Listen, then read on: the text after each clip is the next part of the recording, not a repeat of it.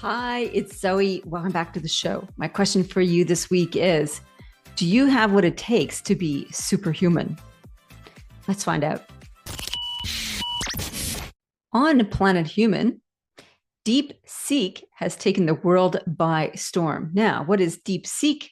I hear you asking. It is a Chinese-based AI app that can produce its platform for way less cost and energy than its rivals, ChatGPT and others.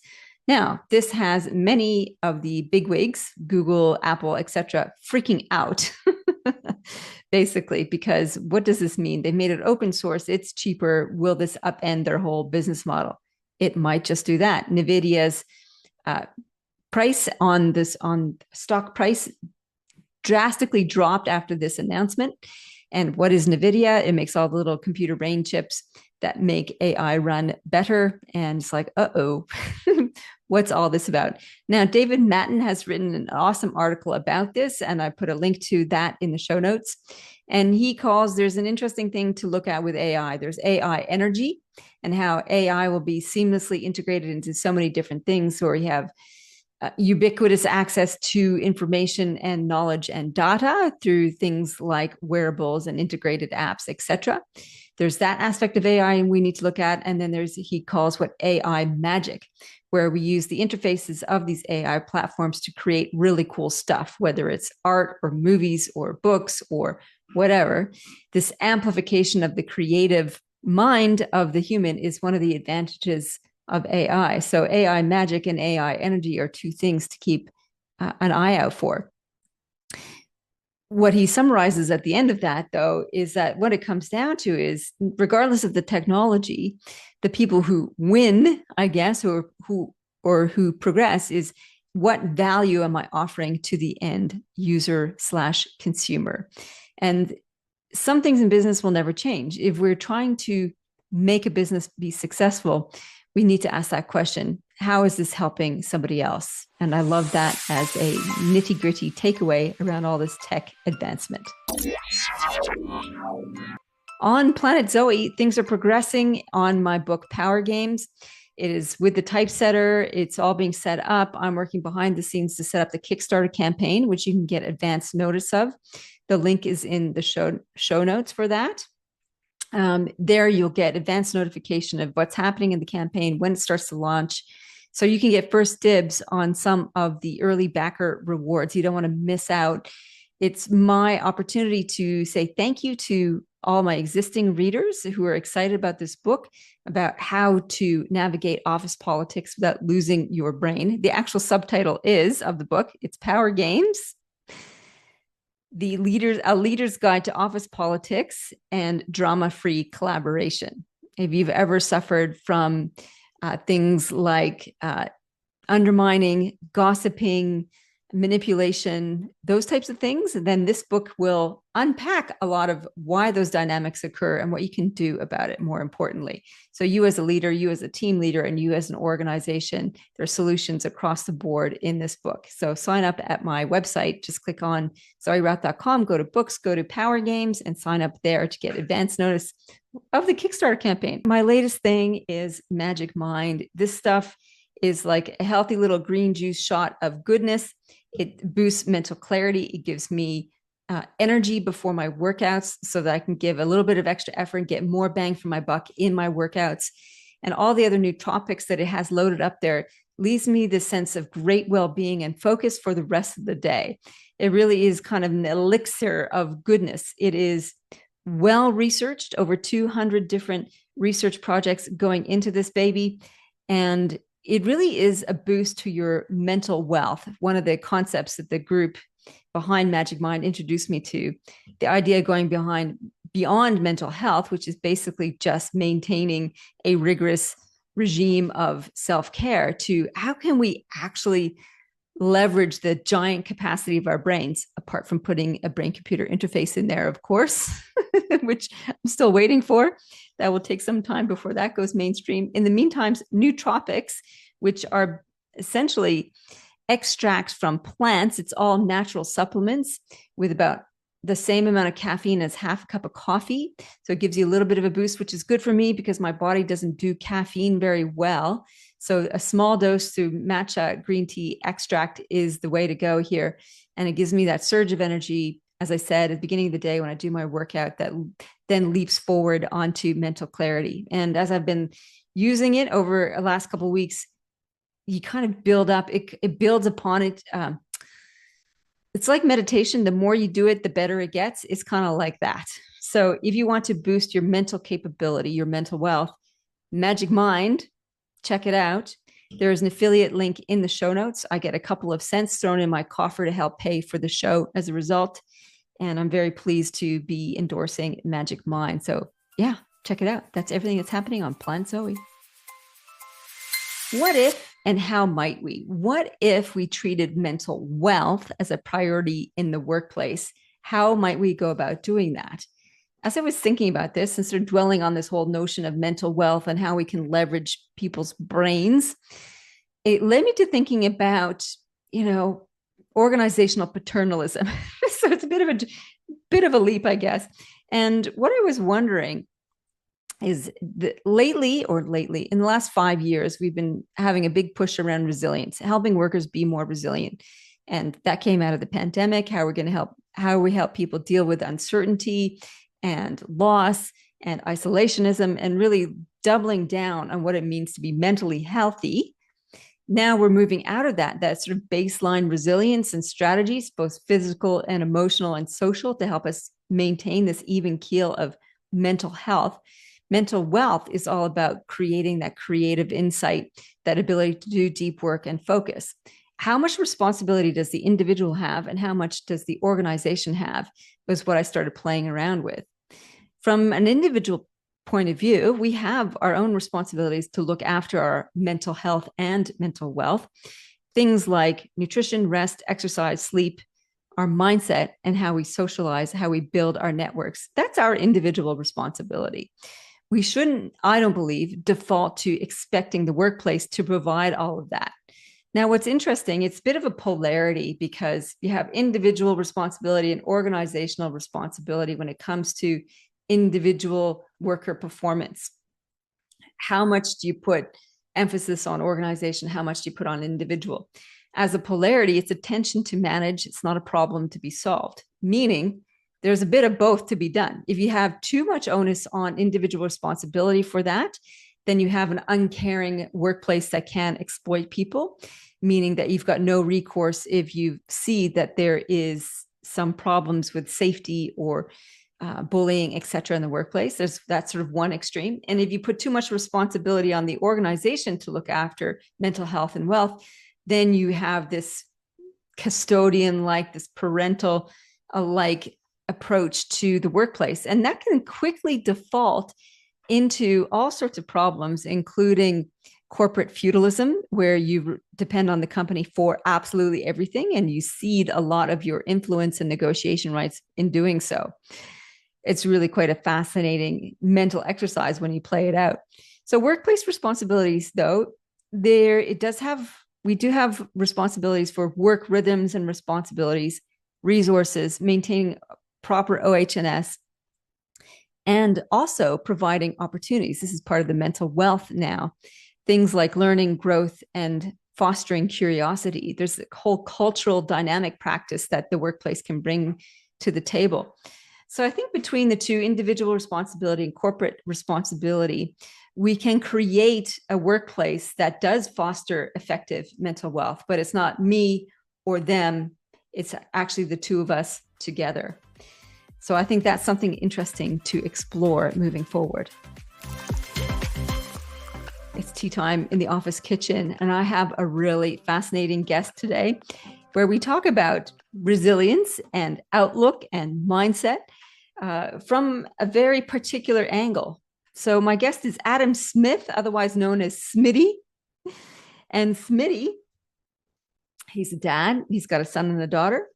He is a retired Special Forces Commando from the Australian Army.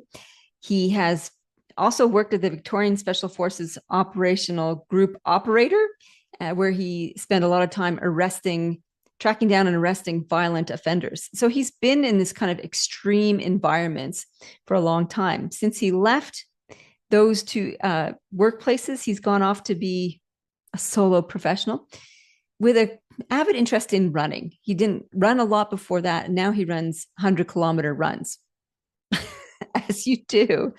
He's got a thing or two to say about resilience and how you can have an effective mindset and attitude to help you deal with all sorts of difficulties, whether it's running a 100K run, whether it's being shot at by the enemy, or whether it's dealing with a breakup or a medical diagnosis. So without further ado, please welcome Smitty from Melbourne. Welcome to the show, Adam Smith.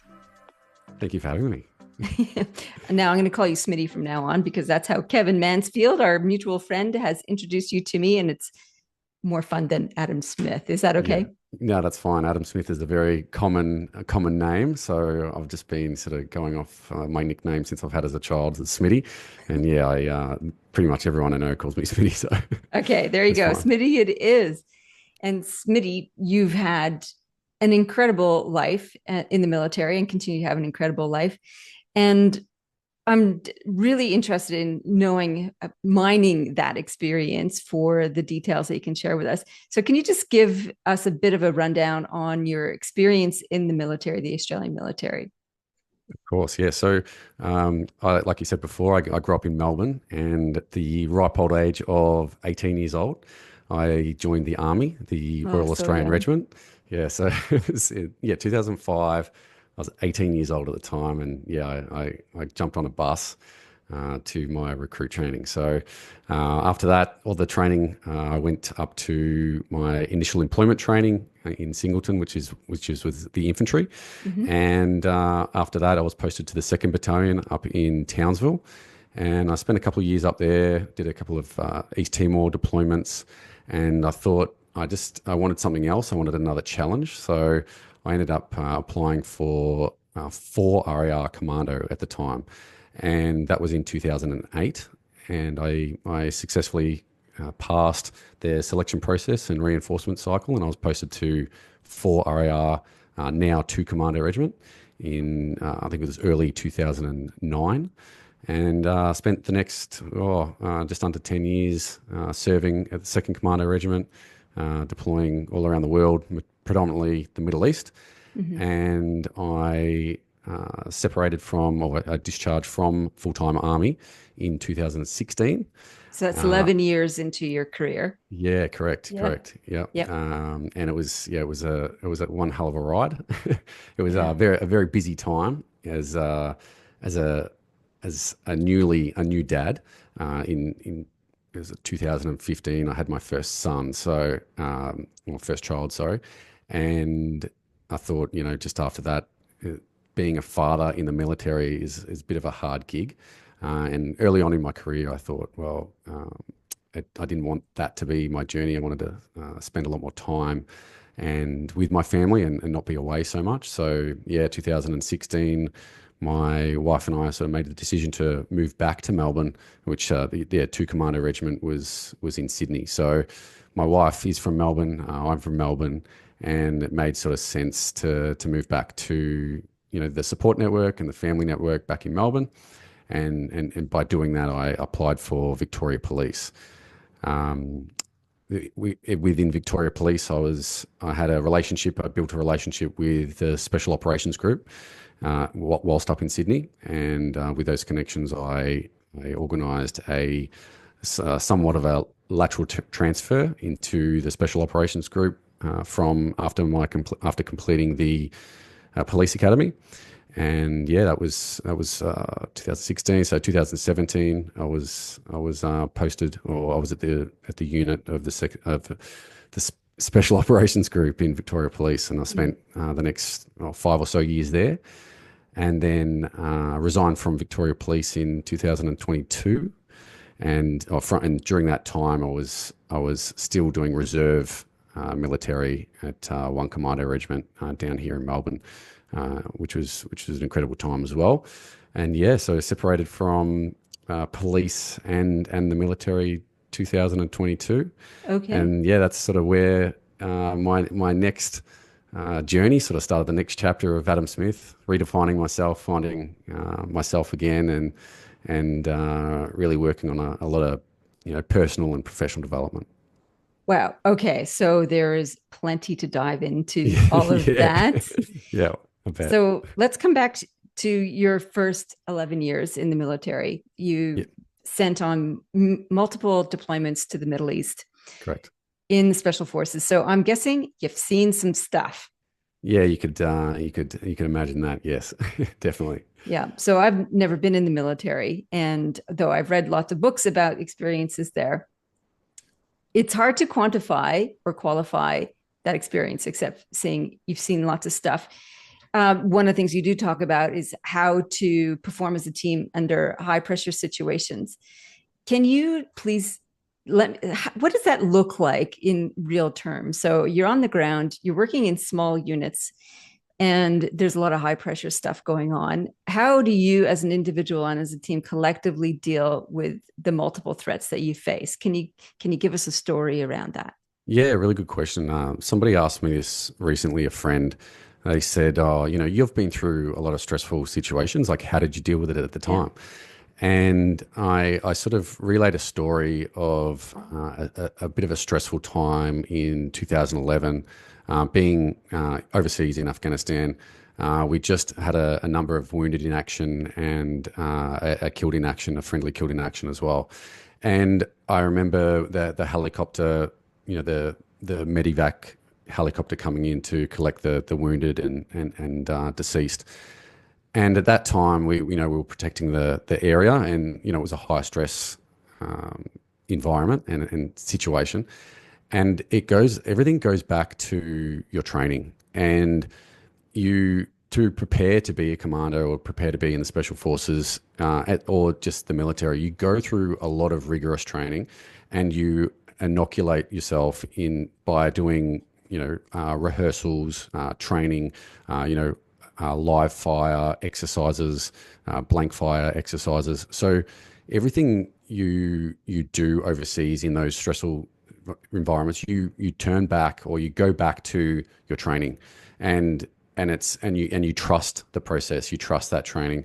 So to sort of answer the question is that everything that I did overseas, it was it was real life, but everything fell back on your training and trusting the process and and yeah trusting your skills as well, because being a commando, a hell of a lot of investment goes into upskilling you Mm-hmm. and proficient in a whole range of different things, and being able to do that in real life is it's a really surreal and profound experience.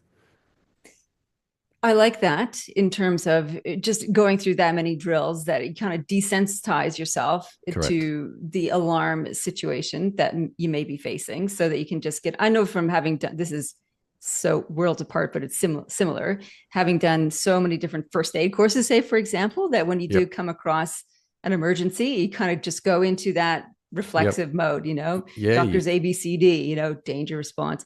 And I've had a number of incidents that I've replied to, and it does you have a framework, and even though your biology is reacting in terms of elevated heart rate and that kind of stuff, you have that framework to anchor focus to. Yeah, and Um, you can move into a bit of a flow state as well, mm-hmm. and it just um, after it, like processing it later on, it's yeah, like I said, it's a really profound experience, being able to flow through those motions and just trusting the process. That would be the result of adrenaline kicking you into and bombarding your whole system with all the other neurochemicals so that you can actually perform in that state, which is quite interesting. So I've read some research that say that commandos and U.S. Navy SEALs, say for example, have different brains. So the autopsies they've done on deceased soldiers has showed that they've got smaller amygdalas. Have you read that research or come I across have it at not, all? yeah, but it sounds nice that we have different brains. Yeah, but no, I haven't studied that or heard much about that. No, sorry. Well, it kind of feeds into like there's the myth of the superhuman, and whether it's a myth or a truth, and the myth or truth, the idea of having different kinds of brains feeds into that myth, and then there's as you explain, there's the discipline and training. So you can take any human and put them into this discipline and training and create superhuman results. And I think that's an interesting paradigm to explore when it comes to high performance. Is are people naturally inclined to be that way? And you've gone on to do really amazing things in your personal world as well. You now 100-kilometer ultra marathon runner. So what do you think? What's your opinion on that? Do you think it's that some people are hardwired this way to be ultra performers, or do you believe that anybody can be an ultra high performer? Ooh, I, I I believe that, yeah. So people are definitely built different, and their tolerance for grit or mental toughness and resilience is definitely different. Uh, I believe people, like, the human body and the human mind is an amazing thing, and I do believe if you put your mind to something that you can achieve it. And yeah, well, there's somewhat, people are definitely built different, and it doesn't surprise me that the brains are different as well. But um, yeah, there is a level of, even just talking to people now these days, there's a whole mindset around that as well. Like, I say, even to some of my my colleagues that I used to have in the army and police, that I tell them that how many Ks I ran that week, or I'm doing 100-kilometer, and the limiting mindset there is, oh, I could never do that, or like their reaction is, oh, I could never do that. And that used to be me as well. I claim to be not a runner, and it's only in the last year I took up trail running, and I am a runner. I just didn't like running on the pavement, or on a track. I really enjoyed running out on the trails in nature, and that's what I really enjoyed. So I've gone my whole military career and police career saying that I'm not a runner, and I've disliked it. And only in the last year I've really found that I'm loving the trail running. So yeah, I feel mindset is a limiting factor in your question. Is when people say that I can't do something, or they just pay it off, it's too hard. I believe everybody has a opportunity to push and find, like, their own purpose, and do what they want to do, and control that.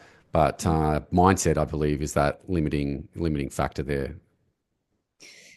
I think that's the one that we can play around with, right? So sometimes we can't play around with how our brains are built or our biology. I'm a runner Yeah, too. yeah, And I am, well, I'm not sure if this is a limiting mindset belief or not. I am not really built as a high performing runner. yeah, I'm more built as a belly dancer, as I've said for a number of years. And yet I've run a number of different marathons. And these days I don't run as far because I have different niggling injuries. I've got, for example, right now I've got an Achilles thing that just won't go away. It's been going on for 10 months. So is that a physical limitation, or is it a mindset limitation? It's hard to know, yeah, it's how much yeah, do you push your body thinking that it's a mindset issue, and so on.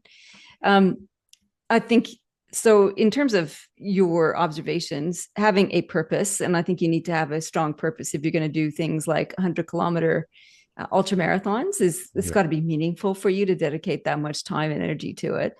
And the 100%. mindset piece, which is like, okay, well, let's drill down on that. So, the mindset is, one mindset is I can never do that, and the other mindset is I'll have a crack. How did you build up to believing and doing 100-kilometer um, runs? Yeah, really, really good question. It was New Year's Eve, or around that holiday period of last year. So 13 months ago, I was I was looking to like, when I left or separated from police and army, I went into a bit of a mode of just working, and my fitness really fell off the wayside, and I I knew that when I feel good, there's a number of pillars. Like, when I'm eating well, so my diet is great.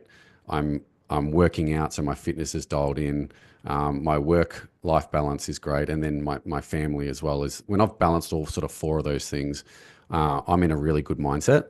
And when I did resigned from police, and I went into this sort of just work mode, and I let a lot of I let the diet and the fitness sort of go on the wayside, and I I was looking for something to push myself, my fitness and mental, I guess, resolve. And I travel to Bright every year in country Victoria. It's a beautiful place, and every year I just do a little bit of trail running up there. And I'm like, oh, hey, this is really, I'm really enjoying this. And then I sort of dug a little deeper into trail running, and I sort of looked at an event, and I was like, oh well, I'll book into an event. And at this stage, I was running. It really hurt to run like 5-10 kilometers. That was like pushing my boundaries, and it would take me a week or two to recover from that. And it was just there were I had no idea about cadence, pace, timings, heart rate, anything like that. I had no idea about anything to do with running. And at this time, I sort of did some Googling about trail running, and I was getting some algorithms sort of popping up about all these, some ads about all these different races that were coming up. And I was, oh yeah, there's 30-kilometer runs, there's 50-kilometer runs, and there's these 100-kilometer runs. I'm like, well, I'm not gonna book the 20. Sorry, the 30. I'm not gonna book the 50. I might as well go all in, and I'll do the 100. And I started voicing this to a few people, and they're just like, there's no way you're going to be able to do that. The doubts sort of started, and the raised eyebrows sort of started, flooding in. And I was like, no, I'm gonna do this. And so, to get back to your questions, what I did was I looked at a run that was May that year, so May 2024, and it was a 100-kilometer run, a trail run through the Blue Mountains. So I sort of deconstructed and worked backwards from there, and I created a plan. I did I did a training. I wrote down my own training program, and I just sort of worked it back from there. And everything, it was a 6-month sort of journey, or a 6-month plan that I created, and everything that I came up against along the way, I just attacked that bit of information, or that thing that let's for instance pace. So I didn't understand pace or anything like that. I said, oh, what pace should I be running? And then I sort of dived deeper into pace. And then I had no idea about calories or carbs or anything like this. And if you're going to be running 100 kilometers, you need to have your nutrition and hydration dialed into a T, because majority of the people that don't finish the 100-kilometer ultra marathons is due to nutrition and hydration. So I was like, well, I've got to dial this in. So when it came to the times when I was doing a 20 or a 30-kilometer run, I knew that I had to hydrate and I had to have the correct nutrition and things like that. So I studied those things as they came up, and when they presented it to be an issue or something that I needed to do. So I just broke everything down like that. And when I came up against a problem, I researched it and implemented it, and then just kept going. So it's a bit of a long-winded answer, but it's to put it plainly, is this, that I just was consistent. And when I came up against a problem, I sort of looked at it and researched it, and then implemented it. I like that as a general principle, what's your goal, break it down, research every time you come up a hurdle, deconstruct that, carry on. Yeah. You can apply that to so many different things, whether absolutely it's everything. Yeah. writing a book or whatever. And you say absolutely everything. And I want to come back to your experiences in the military, because having worked in special operations in volatile, war-torn areas, there would be some things that you would have seen and experienced that others would describe as traumatic. Correct. And you might describe it that way as well. And reading the very sad statistics about soldiers coming back from war that creates mental health damage. How did you process those experiences? Did you treat it the same way as a project to get through? How did you cope with those kinds of experiences? Yeah. Again, really, really cool question. When people sort of you tell people about, you're a veteran and you've been overseas and things like that. A lot of their first thought is, oh, he must have some type of trauma or PTSD or things like that. And I do believe that all the traumatic experiences that I've been through, yes, so they're traumatic at the time, and you sort of go into that flow state of just dealing with whatever you need to deal with. But then after it is when you sort of process it the most. And when I look at those now, or for many years, when I look back at those traumatic experiences, I use them as lessons, and I find I get I find strength from those hard times. And when I look at it, there's a sort of like looking back at it, I look at those times and go, well, what lessons can I pull out of this, and how can me going through this help somebody else? And that's the mindset that I've had throughout this whole, like throughout my military and police career. Like, there's a reason that I went through a traumatic experiences or a traumatic event, because I can help somebody go through something similar in the future.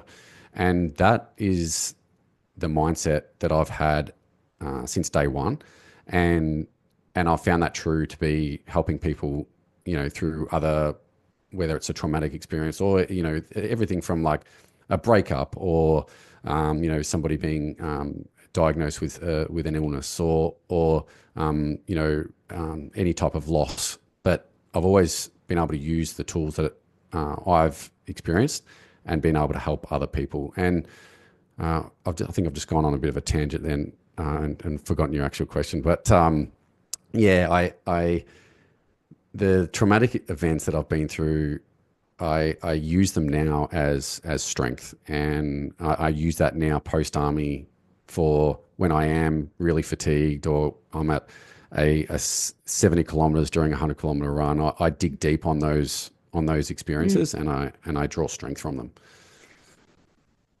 Is that something that you taught yourself, this idea of reframing what the experience was and could mean, or is this something that you were taught through your training? I think I've just always had it. And sort of to go back on your original question,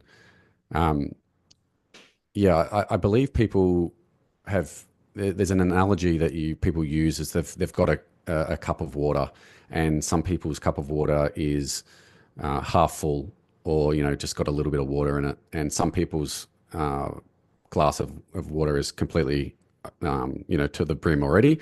And it's not until they go through a traumatic experiences and that water gets to the brim and starts tipping over, and it's when they get those signs of trauma, they start displaying it, whether it's physically or emotionally.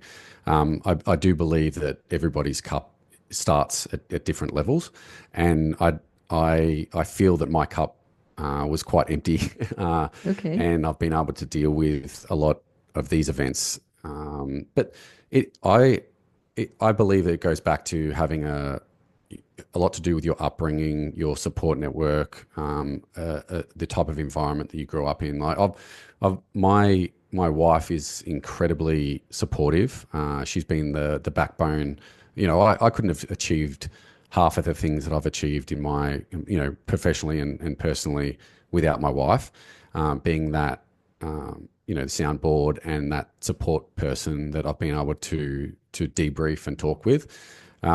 Some people don't have that, and and same deal. I could pick up the phone and talk to my mom or dad and things like that as well. Like I feel that, or even I just have a loving support network, and I think there's a lot to show for that. And yeah, I believe it's got a little bit to do with that as well. Okay. So there's the social element. So we've Correct. looked at, how do we cope with such things? There's the, do you have a different brain idea? There's also the training that you can rely on. There's also the social network. And then it's your personal experiences going into it, and the choice to, or the ability to refocus what those events could mean. How does this work in a team context? So if you have people going into high pressure situations. They've all got different cups. They've all got different Yep. brains. They got Yep. similar training. Um, how do you actually perform as a team through that? What are some tips that you could give to other leaders who, or maybe not necessarily going into physical battle, but maybe some sort of commercial battle? Yeah, it's all about communication and being able to if you th- there's probably never a time where when you bottle things up and you're just you're in your own head and you get to that tipping point and sort of you display whether it's frustration or anger or things like that. I believe that communication is the key there, and it's talking to your team members. It's unpacking, what had just happened, or people are going to have in your team a different weaknesses and strengths, and it's using those strengths and whilst identifying and supporting the weaknesses. And a high performance team isn't built just on individual talent. It's about sort of aligning everyone towards that shared purpose and creating trust in the same time, just ensuring that those contributions from everyone maximizes the team's overall performance. And I think communication is a big one there. Is if you're bottling things up, keeping things to yourself, it's never a good option. But if sit everyone down and everyone knows everyone's strengths and weaknesses, you're going to be a high performing team with a purpose, moving all in the same direction. I really like that. You mentioned trust as well. That's a big topic. I've interviewed and read lots of people around the idea of trust and read lots of books around trust. How do you go about developing trust in a team from your point of view? Uh, I believe trust comes from knowing your own strengths and weaknesses, and then also letting your guard down and being able to, tell people or share with people what your strengths and weaknesses are, and being vulnerable, and also being self-aware of that as well. So when it comes to being self-aware, it's just it you need to know. Well, self-awareness is a hard one as well, because not everybody has that, or has it, or everyone's strength anyway. Um, it Yeah, I believe that the trust for me is, well, how do I show somebody trust? Yeah, just sharing things with them, and being approachable, and when they do come to you with a problem or an issue, not flying off the handle, or um, you know sitting down and then coming up with a plan together, and just being transparent in that as well. Not potentially going behind somebody's back and saying, oh, hey, so and so told me this, or whatever it is. It's just I've developed people have trusted me with their secrets or weaknesses, and we come up with a plan together. And I hope that throughout my careers that people have trusted me, because I am open, and I do recognize my own weaknesses, and I do show vulnerability when is necessary. So Thank you for hopefully sharing that, hopefully that Smitty. answers that. Yeah, no, that's great. Thank you. One more question before we go to the fast three. And out of everything that you've done, 100-kilometer runs, working in special ops, and working with the Victorian Special Forces, what's the hardest thing that you think you've done? Hardest thing I think I've done. The hardest thing I think I've done. Well, the hardest thing I think I've done is it probably comes later on in my life. It's probably not physically or emotionally, but it's just working on yourself. I think the hardest thing anybody can ever do is sort of like look inwards and work on yourself. We're so caught up in the rat race on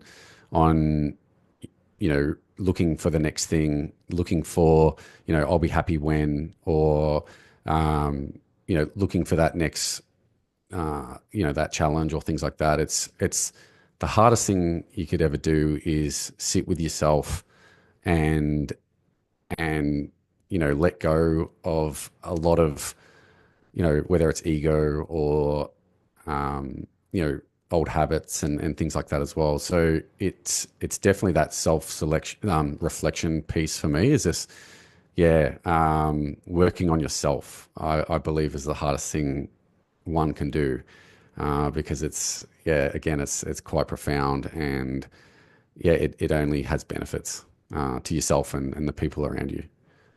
Wow. I was not expecting that. So Yeah. thank you. That was great.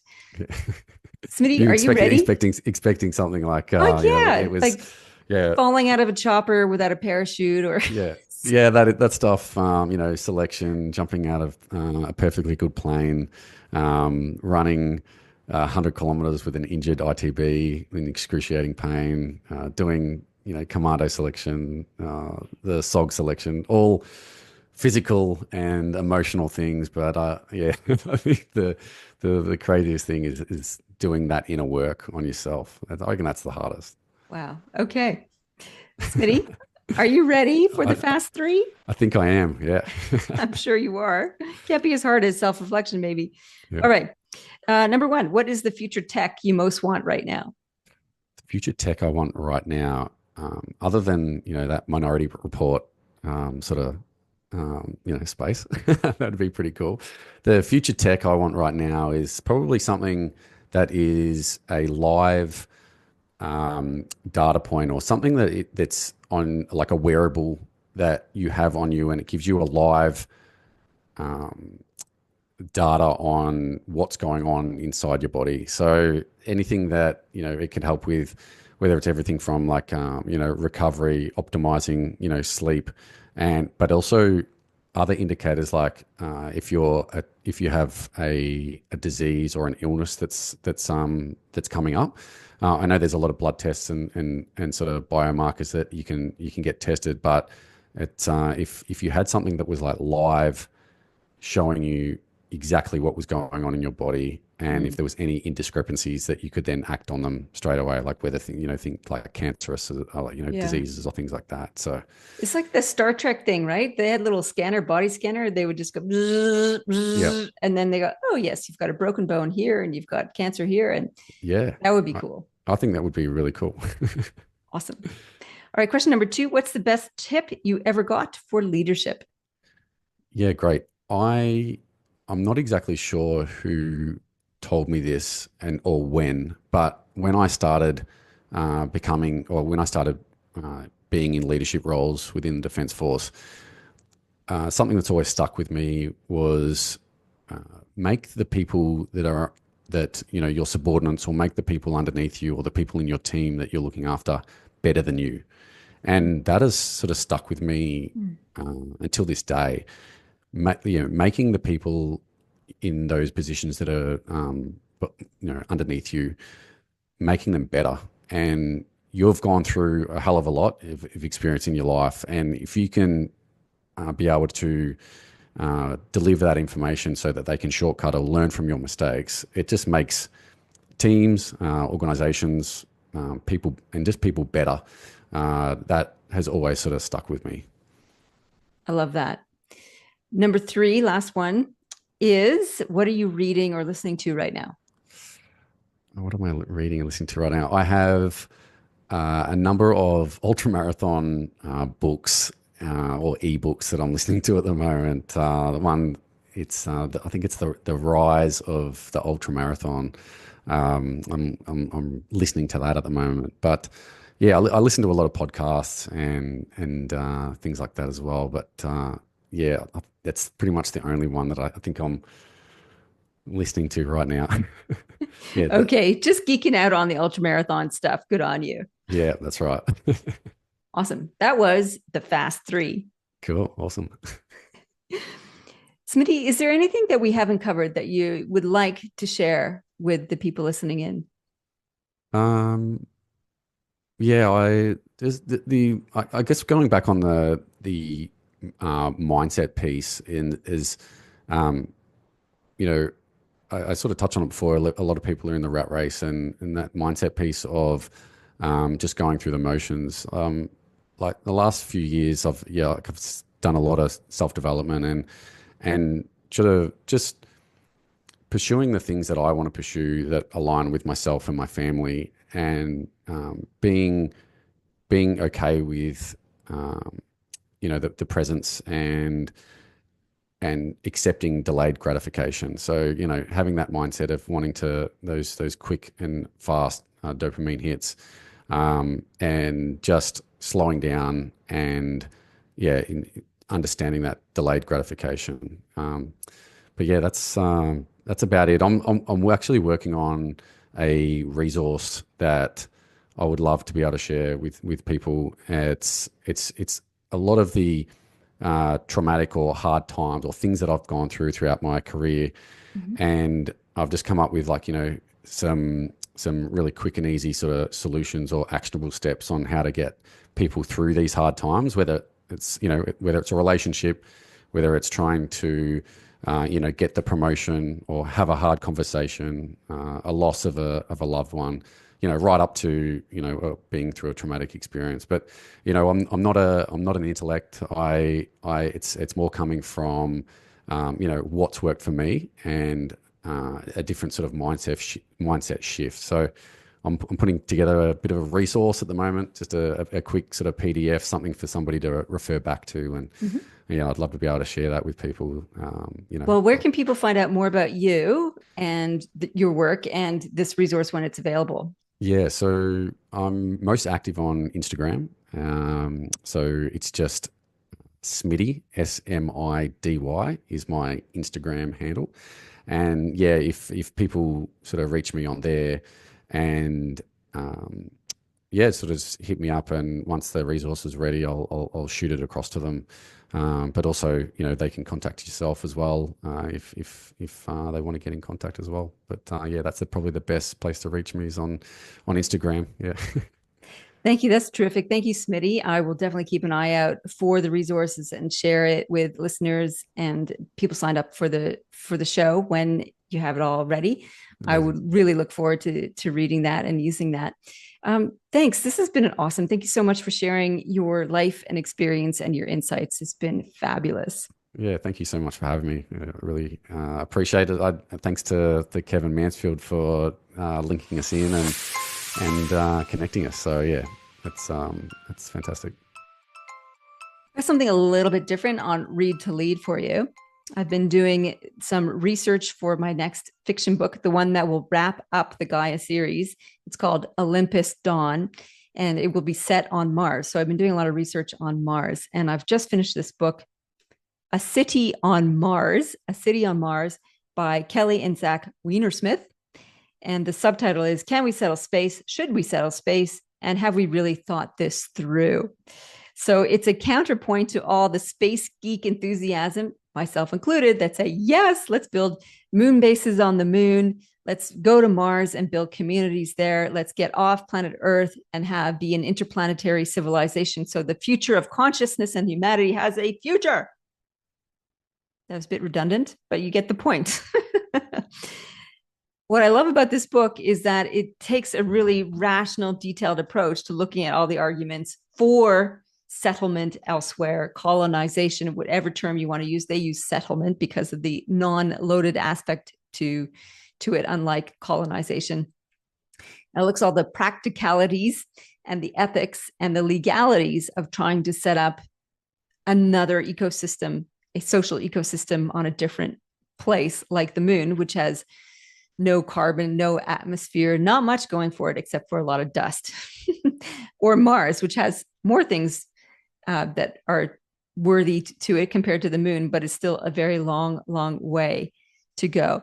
Why do I raise this as a read to lead? Because I think it raises some of the concerns around corporate feudalism and corporate paternalism that could potentially be involved in the space race in terms of organizations going to another planet to set up communities on that planet and provide you with everything. So if you go with, let's say, SpaceX to Mars, and you're part of the group that goes to set up a community on Mars, you've become beholden to SpaceX. which has its risks of exploitation. That's what old company towns did. They kind of had everybody beholden to them as they had accommodation and income all tied up into one. So we want to avoid corporate feudalism and corporate paternalism and really ask the question, how easy or hard will this be? This book says it'll be pretty darn hard. We should wait till we have a lot more things figured out, and we need to send a lot of people over to make it work, in the order of, let's say, 100,000 people to be able to actually properly self-sustain for everything that you need, from services to growing food to fixing things to population diversity, etc. So it wasn't the good news story I was hoping for when I looked at colonizing Mars or sending people to Mars, but it gives me really good food for thought in terms of what our future could be and what could we shape on the planets of the future. That's it for the show this week. I really hope you enjoyed the conversation we had with Smitty and his insights into a life well lived in building up that mental toughness, and his idea that looking at yourself, self-examination, is one of the hardest things he's ever done. Do you agree, disagree? Drop me a note, Zoe@zoerouth.com, or on any of the socials. If you enjoyed the show, please share it with others. It helps with the ratings and reviews and gathering an audience for bringing to light these great concepts to help us lead and live better. In the meantime, lead in... My grand finale. Sometimes I stuff it up. In the meantime, live with grace, lead in service. See you next week.